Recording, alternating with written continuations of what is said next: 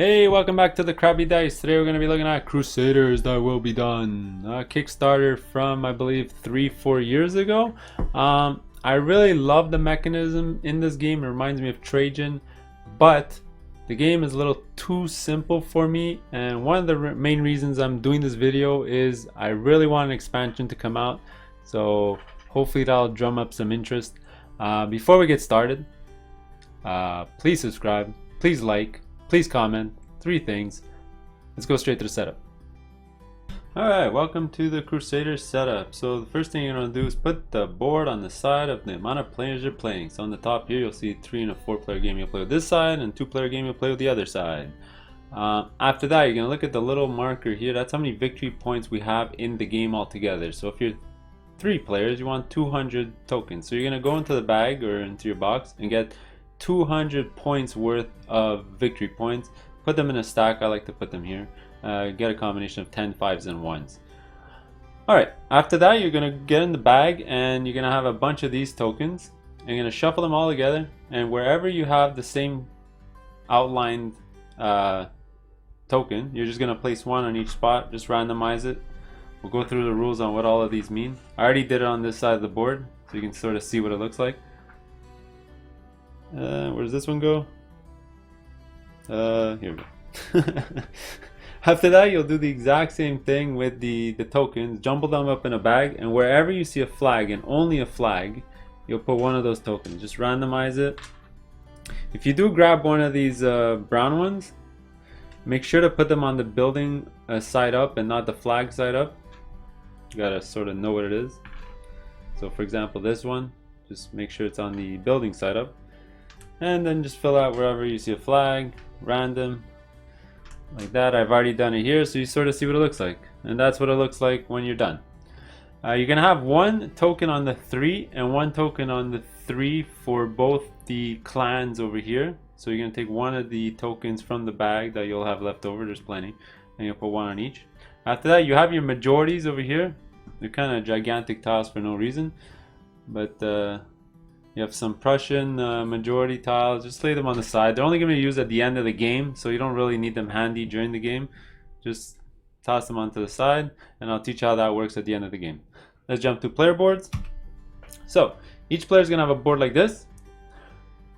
Place all the buildings on the board. So wherever you see this type of house, you put in the tokens. You fill up the row. This type of house, same thing. Farmhouse, the church over here, the castles, and your extra 2 knights, right? So you fill that up.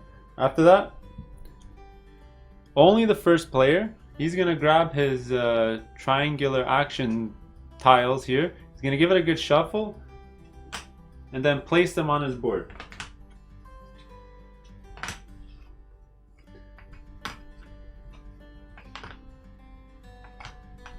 Now, every other player is going to set up their board exactly the same way. So the first player sets it up and everyone else is going to copy.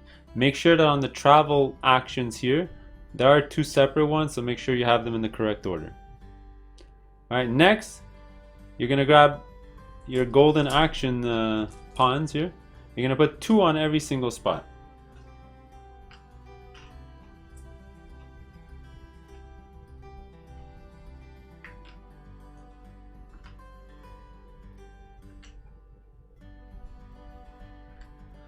Alright, next, the muster tokens. So you're going to have these tokens here. You'll just place them out in order.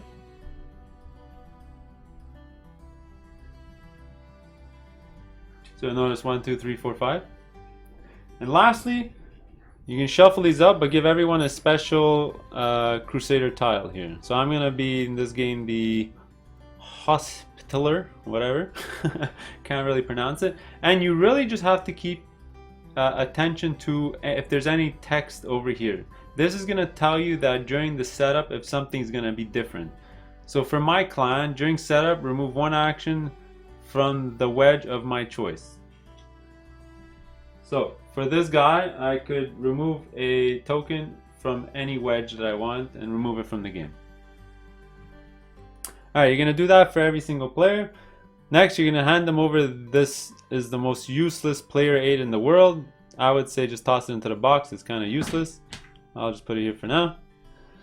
You figure out who first player is, give him this token. I'll be first player for now. And lastly, before the game starts, we have to each put in one of our knights on the board. So starting with last player, and you're working your way in reverse order to first player, you're going to put one of your knights on the starting spots here. So in a 4-player game, there's 4 spots here, so you're all going to end up filling it up. In a 3-player game, you're going to use 3 out of 4. So let's just say that blue's first is going to go here. Purple's second, he's going to go here. And I'm first player, so I will go here. Or I'll go here. Does that make sense? That's it, we're set up. Let's go to the rules. Alright, welcome to the Crusaders rules breakdown. So the game is actually pretty simple, like explained in the intro. All you have to really understand is the iconography, and once you understand it, it's just gonna be very easy to understand. So let's talk about the overview first and sort of how the game works, and then we'll talk about the individual actions right after. So Crusaders is an action selection game. You're going to be activating wedges on your action board here, and after activating the wedge, you're going to be just moving the discs forward 1 space. So that's sort of how this board works. And the terminologies you need to know is there's action wedges. These are action discs, which tell you the power of the action that you're on. So let's say I move 3 discs. That means this muster action has a power of 3, right? And then after performing the action, you just move everything forward 1. So that's sort of the flow of this board and how it works. So you have action wedges, action discs, and everything flows in a clockwise manner. That's sort of how the mechanism works. Let's talk about the turn structure. This one's easy. There are none. So nothing ever happens at the end of a round, in between turns, or anything like that. You just perform your action, then it's the next player, it's sort of like a Carcassonne style, and you just keep going until the end of the game. The game end does trigger when all these influence markers, this gigantic stack, run out.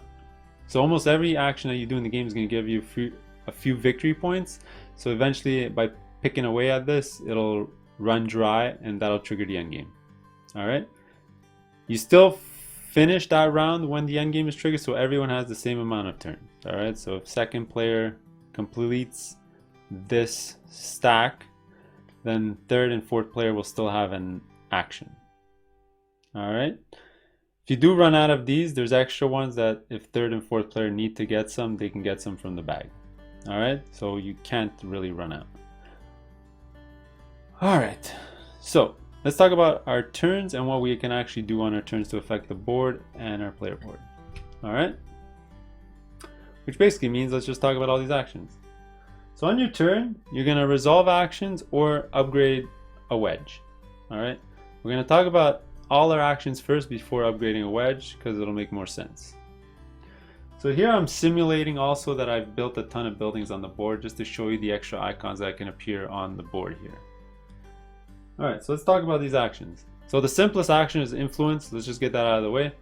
The power of that action just means you're going to get victory points from the main supply. Alright, so for example, for all of these I'm going to show you an example. If I have 3 tokens here, I redistribute 3. Alright, I have a power of 3 plus 3 on my board. So you always count all the icons of the same type on your board. So that's a power of 6. You'll take 6 influence from the general supply into your personal supply. Alright, that's how influence works. Easy? Easy enough. Let's talk about travel action, the next easiest one. That's the green icon. So let's distribute. 1, 2, 3, 4, 5. So I'm doing a strength action of 5 plus 2, that's 7. So technically I have a travel action of 7. So the travel action means moving your knight around the board. So let's pretend that there's my second knight out already on the board. So you can split your 7 any way you want amongst all your knights. So you can go 1, 2, 3, 4, 5, 6, 7, let's just say. Alright? Each space costs 1. The only extra thing you need to know is moving out of a space with an enemy disc. These are all enemy discs. Costs 2 movement. So that's moving out of it, not moving in. So let's say I was here and I had an action of 7. I can go 1, 2, 3, 4, 5, 6, and I wouldn't be able to move again because it would cost me 2 to get out of this spot. Well, I can move this guy 1, but if I want to move him, I couldn't. Alright, so that's movement on the board. Let's go back. Next, we'll talk about muster. Just for this example, I'll move a couple more discs in. Alright, so let me do a muster action here. These are the brownish discs. 1, 2, 3. So my muster is 3 plus 2, so technically I have a muster action of 5. Muster deals with all of these, I guess, mustered troops up here. Alright, so the cost of mustering the next troop is at the bottom down here. So the first one was 3, then it's 4, 5, 6, 7. Alright, so because I had 5, I can flip the next one over because it was only 4. Now, whenever you muster a troop, you gain points or influence exactly equal to the flag that you're flipping over. Alright, so here will give me 2 points, is 3, 4, and 5. Now in the future, these raise my Crusader actions, which we'll talk about last. Alright, easy enough. Mustering, good. Next is the build. So I just have build and crusade to look at next. The build action, so let me use this action. So let me activate it for 2. 1, 2. Now I do have 2 more tokens down here. So these are the silverish blue ones. So now I have a build action of 4. Let's just pretend it was 5 because I don't have anything to build that's only 4. So let's say this one was also here, so it goes there. So let's say now I have a build action of 5. The cost of every building is right below it in the little gray box. So this castle costs 5, this farmhouse costs 5, and this bank costs 7. Alright, so let's say I want to build a farmhouse. Now, all these buildings get built on the board. So obviously to build, you have to have a knight on an empty lot, which means no enemy discs and no opponent buildings. So if we were both like this, I would be able to build here because blue hasn't built here yet. Or if I was just like this, I'd be able to build here, but I wouldn't be able to build there. Alright, so this is basically where I'm going to build. If you had a knight on 2 open spots, 2 knights on 2 open spots, you get to decide where you want to build. Alright, when building, pay attention to the board. You might have these negative gray tokens on the board. These reduce the cost of buildings. So you'll notice our beginning 5 spots here, they all have those actions. So let's say my beginning spot here gives me -1 to build a castle. Alright, so if I build a castle here or a bank, I can build it at -1 build power. So let's say I wanted to do that, I would build my castle here, and there you go. So after building, you'll always score points. You'll score points equal to the building's level. So let's say in this example, I built my third castle, so I'll gain 3 points. The only extra thing you really need to pay attention to is if there's these influence markers on the board. If you build in that region, a farmhouse or a church or whatever is displayed here, you also score the points indicated in the middle. Alright, so that's how building works. Lastly is the Crusader action. That's the red one here. So this is going out and fighting the evil gray and golden and brown discs. So let's just pretend our knights are like this. Let's put them here, whatever. So the strength of the discs are displayed on the charts on the right. So brown is always 6. Gray, let's say at the start of the game, is 3, and yellow is 3. So the first time anyone defeats a gray disc or a yellow disc, these markers are going to start going down. Alright? But I'm getting ahead of myself. So what happens? Let's say I had a muster action of 3. I can destroy this army. Okay, so now 3 things are going to happen. You get to keep this disc for majority at the end of the game. Second, you're going to score points equal to the level of the army you just defeated. And third, like I already mentioned, you're going to move the disc down. The next time somebody would defeat a gray disc, it would be 4. They would score 4 points, and then they'd move this down. Next time would be 5 points, you move this down. So on and so on and so on until you get to 10. Alright, that's how both of these work.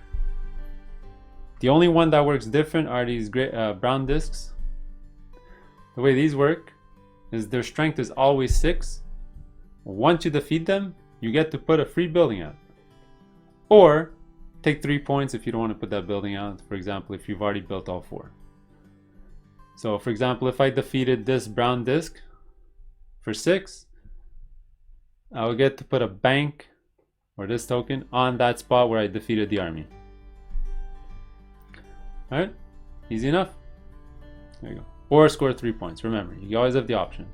It's actually written on the chart right up there. Alright, those are all the actions you can do. So we talked about all 5. So building, crusade, muster, influence, and traveling. Now, the other thing you can do on your turn, let's just say you don't want to do any of those actions, you can do a wedge upgrade. A wedge upgrade, what that means is take any wedge that you have and upgrade it, which means flip it over to the other side. Alright, so how that works is, let's just say I want to upgrade this wedge. You would remove all the discs that are on it. You'll just flip it over and then return the discs back onto it. Alright, after upgrading a wedge, you can, as a bonus, redistribute any wedge on your player board. So let's say I really don't like the distribution of these travel discs over here. I can redistribute, which means pushing them off as if I did the action. Alright, there you go. So you upgrade and then you redistribute. It's written right down here. Alright, so the added benefit of upgrading, I forgot to mention, is when you now activate this wedge, you get to perform both actions and choose how many discs apply to both. For example, let's say I had 10 discs in here. Probably unlikely, but let's say there's 10. I get to distribute those 10 between travel and crusade action. So I get to travel, which means move my army, and then do a crusade action with that army. So it's actually a good combo. Another combo you'll notice is a lot of these are influence. For example, this muster here. Now, when performing a muster action, if you had any leftover action discs, might as well apply them to influence so that you get points for the extra mustering action points you couldn't use anyway. For example, if you need 5 to form this muster here, and you had 7 tokens onto here, well, you'll use 5 to flip this over, and then you'll use 2 on the influence to get 2 victory points. After that, you redistribute all the discs from each wedge as per normal. It's still treated as one action space. There you go. Those are all the actions and what you can do. So you're just going to keep going and going. Again, like I said, till all of these run out. Then you'll tally up points. Oh, last thing I forgot to mention are these majority points. So whoever has the most of each type of army is going to score 5 points. If there's a tie, you score 3 points each and nobody scores second place. And second place gets 2 points. If there's a tie for second, you score 1 point, and that's it. You'll tally up and you'll see who wins. Alright, go see my other video for a playthrough and sort of how it works. I hope that was clear, and I'll see you on the next game.